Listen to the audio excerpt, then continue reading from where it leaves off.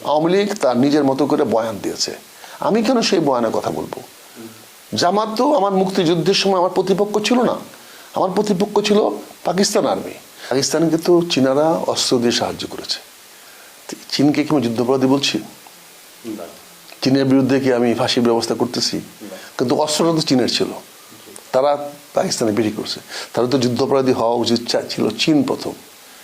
আমেরিকানরা অস্ত্র দিয়ে সাহায্য করেছে, টাকা দিয়ে সাহায্য করেছে, তারা 7 ফিট পর্যন্ত বঙ্গোপসাগরে পাঠিয়েছে।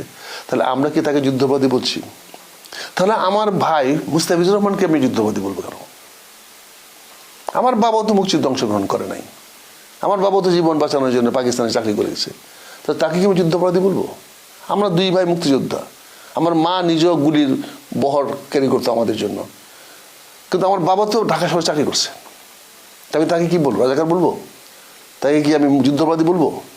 সে তার সংসার পালার জন্য, পরিবার পালার জন্য তার তো দায় দায়িত্ব ছিল, আমার তো দায় দায়িত্ব ছিল না, আমি চলে গেছি, কিন্তু তার তো একটা সংসার দায় দায়িত্ব ছিল, তার ছেলে আছে, মেয়ে আছে, তার ভাই বন্ধু আছে, তাদেরকে তো বাঁচাইতে হবে।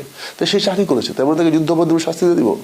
আর যারা যুদ্ধাপরাধী ছিল তারা তো 29,000 তো সারেন্ডার করে চলে গেছে, তাদেরকে বিচার করো। আমরা সেটা করলাম না।